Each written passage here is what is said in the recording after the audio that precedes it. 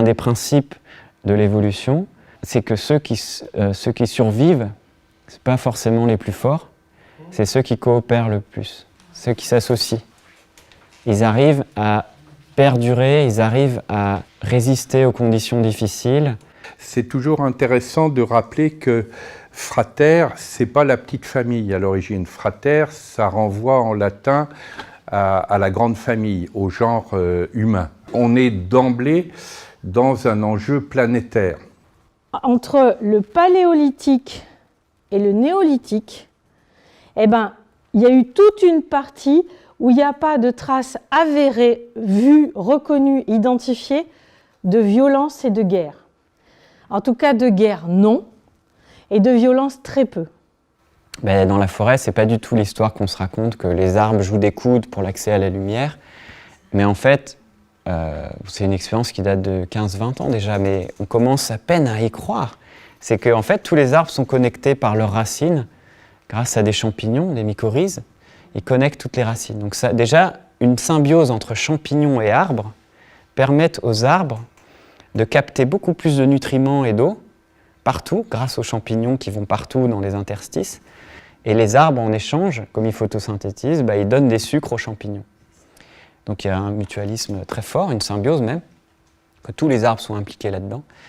Et puis en fait, le champignon, il est malin, il a interconnecté toutes les racines de la forêt, c'est un internet très complexe, qui permet d'échanger les nutriments. Et du coup, les arbres forts peuvent donner des sucres aux arbres plus faibles, les vieux aux jeunes qui démarrent, les sains aux malades, et au sein d'une espèce, d'une famille, mais entre les espèces.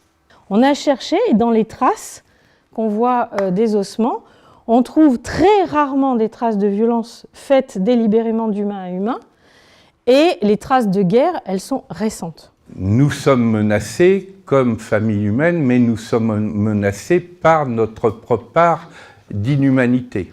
Heureux l'homme qui, dans les limites de sa propre faiblesse, soutient son prochain autant qu'il voudrait être soutenu par lui dans un cas analogue. L'image en tant que telle, selon où elle est placée dans cet espace à l'intérieur de nous, elle va produire des choses différentes.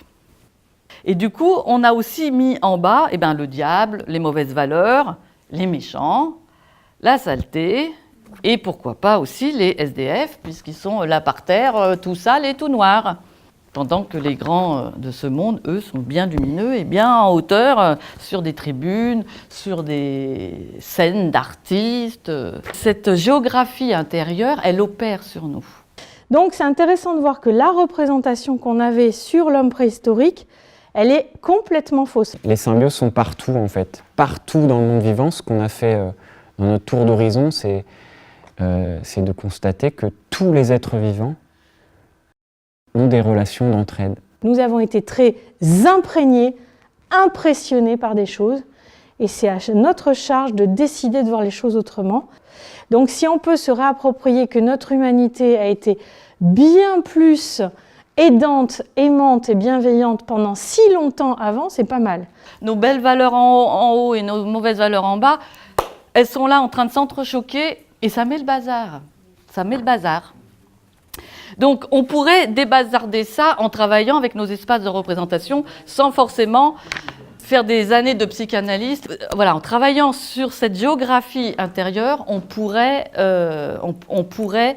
déloger ces choses-là. Et c'est ce que fait d'ailleurs les hypnoses ericksoniennes. On ne passe pas par des temps d'analyse, on va prendre des images, on va les bidouiller pour que, je vous passe le comment, on bidouille, et on les bidouiller pour que finalement une même image produise un autre effet.